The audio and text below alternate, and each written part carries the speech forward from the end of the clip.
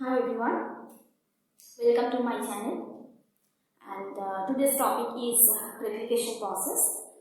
Replication process generally consisting of three phases. One is the initiation, another is the elongation, and the third one is the termination. Okay, and here are different kinds of enzymes that are very important for the completion of the replication process, and today I only describe about the replication process, that means the initiation, elongation and termination process, but not the function or the role of the enzymes. So first I explained before in my previous video. You just check out this video and after that you follow this one, otherwise you cannot understand. Okay, let's start. So what is the replication process? You know about the replication process. Replication process is the synthesis of the new DNA from the parental DNA. Clear? So replication process consisting of three phases. One is the initiation, second one is the elongation, and third one is the termination. Okay, first one is the initiation. What is initiation? Initiation process is that means there is a place in replication fork that is called the ODC, this one, ODC, and here the different enzymes that are very important for completion of the replication, they totally attach with this part. Okay, and after that the replication will start. Clear? So what happens? So we just know about what happened in the process. First one, you see, binding of DNA protein to initiate the replication at ODC. This requires ATP to form the open complex. Okay, so what is the first one or the first stage? That is the DNA protein. DNA, here the DNA protein is very important, DNA protein, because this DNA protein actually initiate the replication process at ODC. Okay, at ODC. And when DNA protein binds to ODC, I will just write here, this is the ODC. Okay, ODC. So when DNA protein that binds to ODC, it initiates to open the replication fork, or it helps to formation of the replication fork. Second one, and here the complex of DNA and ODC is formed. Okay, DNA and ODC is formed. Second one, the further melting of two strands of the E. coli is a bacteria, chromosome, to generate unpaired template strands mediated by DNA protein, a helicase. Okay, now we will see what is the role of the DNA B protein. This is DNA B protein. Clear? This is, and it acts like helicase. When DNA protein binds to ODC and identify or recognize the formation or just form the complex, then DNA B protein that they identify the place where the already DNA protein and ODC already formed. Okay, and that place is recognized by DNA B helicase, and after the formation of DNA A and ODC complex, DNA B helicase attached there. Okay, DNA B helicase attached there. Okay, next one. One molecule of DNA B clamps around each of the two single strands in the open complex formed between ODC and DNA A. One protein DNA C is needed here, which acts as helicase loader. Okay, so now we read, or we will know, or we will learn about the DNA C protein. DNA C protein. This acts as helicase loader. Okay, this DNA B is actually is a helicase. Okay, this enzyme is helicase. But DNA C actually acts as helicase loader. Okay, helicase loader. So, and this DNA C actually, after binding of DNA B helicase with the DNA A protein and ODC, DNA C binds with them. Okay. Next, helicase move along a DNA duplex to separate strands, and here ATP is needed. So, what is the role of the DNA B helicase?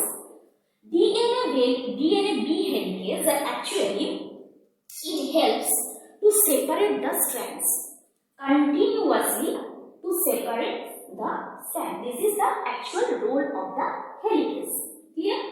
And helicase move along a DNA duplex, and this helicase move along the DNA. When the DNA remain in duplex form, then that is duplex form like this.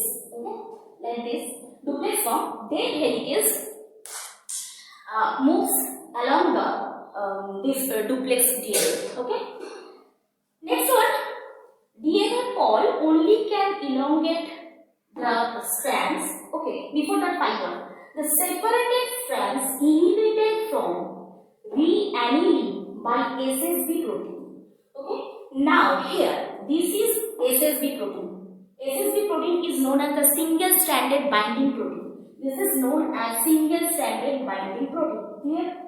This single-stranded, what is the role of the single-stranded binding protein? This actually inhibited from reannealing. That means when the separate or the replication fork is already formed, then the Ssc protein try to inhibit the reannealing of this fork or join together. That means what is the role of the Ssc protein? Already when the replication fork is developed, then its role is to prevent the coiling. Simple way, to prevent the coiling. Clear? Next one, DNA pol. What is the role of the DNA polymers? Just it helps to elongate the strands. Okay, to elongate the strands, or it helps the polymerization of the strands. Okay. So here another important one is the RNA primer. Okay, this RNA primer. First of all, RNA primer is the main part. Why? Because RNA primer is actually needed. That is complementary to both strands. It is complementary to both the strands, and whose synthesis is catalyzed by the primase. Okay.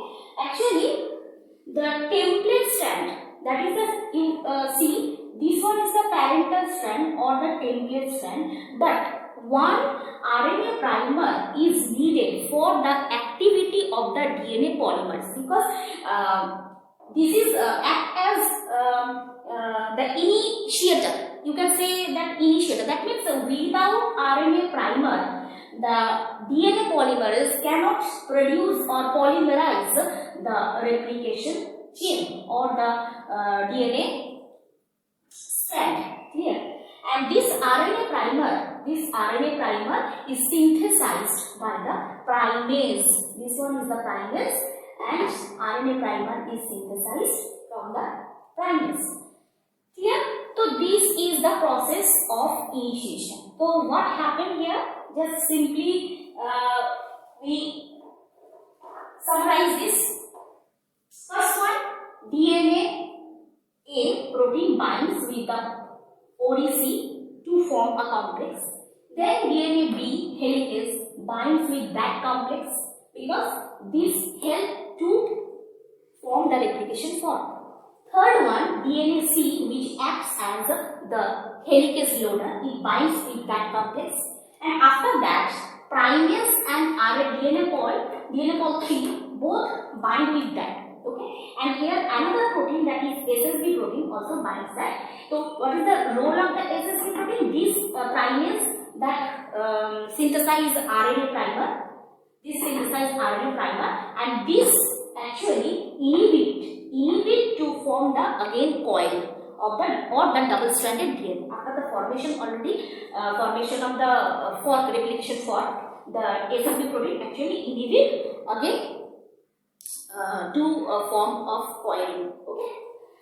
So these are the actual process of initiation, and you can see here, this is the parental strand and this is also parental strand, and this is the leading strand and this one is the lagging strand.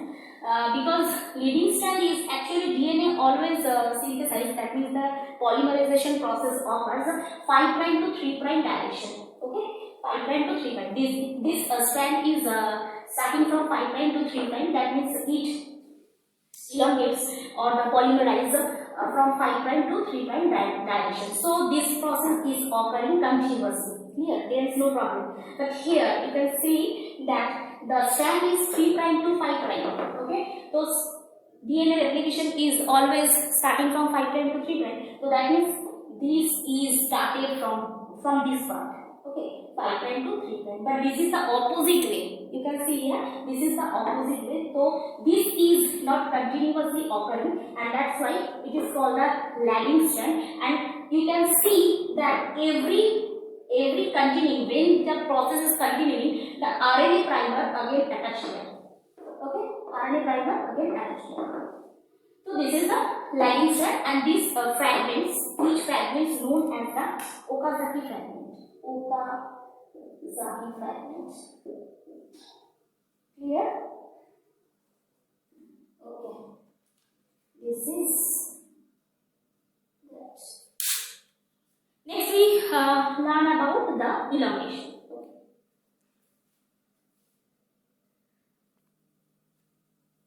Okay.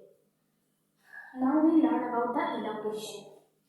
What happened during the elongation? Elongation process, DNA pol, that is DNA polymers, this catalyzes the step-by-step addition of the deoxyribonucleotide units to DNA chain. What is the function of, and this is offered by the DNA polymerase 3. It helps to catalyze, or it helps to add the deoxyribonucleotide. This is one chain, and one deoxyribonucleotide is added here, then another, then another. In that way, DNA pol 3, it helps to add the deoxyribonucleotide units to the DNA chain. Okay, this is the first point. Second point, and where it is added, 3' hydroxyl group of the primer.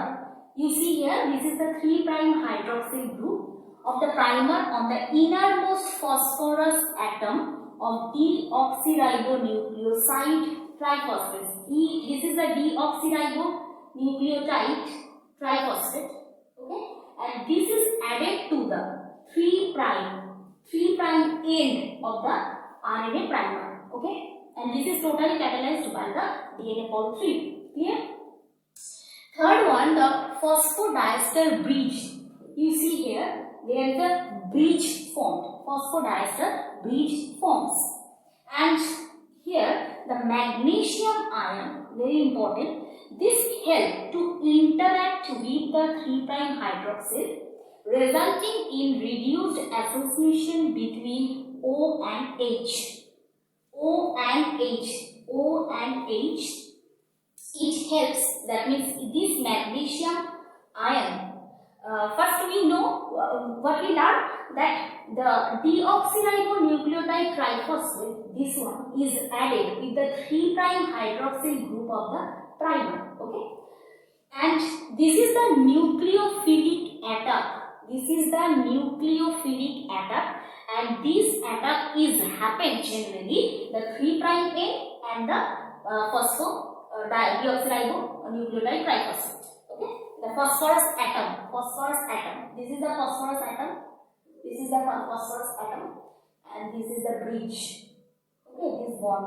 Okay, P and O, between the P and O, this is the bond.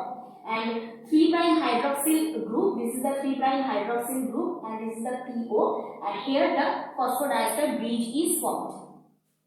Here, and what happened after that? With the release of pyrophosphate, and here the pyrophosphate is released during this nucleophilic attack. or the forming of the phosphodiester bridge or the bond, the release of pyrophosphate is necessary. And here the magnesium ion is also important. Why? Because it helps to interact with the 3' hydroxy, and that resulting, it helps to interact the 3' hydroxy, and after what result we see here, it resulting in the reduced association between the O and H. Reduction is possible here. Number 4, the hydrolysis of the pyrophosphate by the pyrophosphatase helps in the polymerization. That means here we see here the release of the pyrophosphate is very important. Why? Because without releasing or without release of pyrophosphate, this polymerization is not possible. It means and this hydrolysis of the pyrophosphate is possible. The enzyme is responsible. Which enzyme? The pyrophosphatase. This enzyme is very important because without this hydrolysis possible. If the pyrophosphate is not released here, that means the hydrolysis of the pyrophosphate is not possible. That means the polymerization also stop. Here, and the enzyme phosphatase is very important for this hydrolysis process. Clear?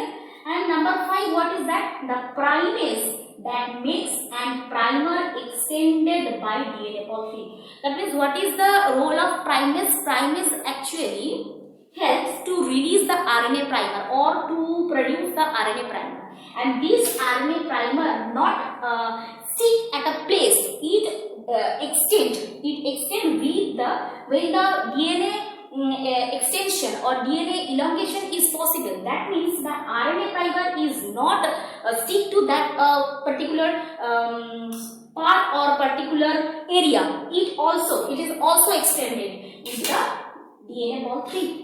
Clear? That means DNA extension is possible, and with the DNA extension, the RNA primer that is already produced by the primase, it is also extended. Okay.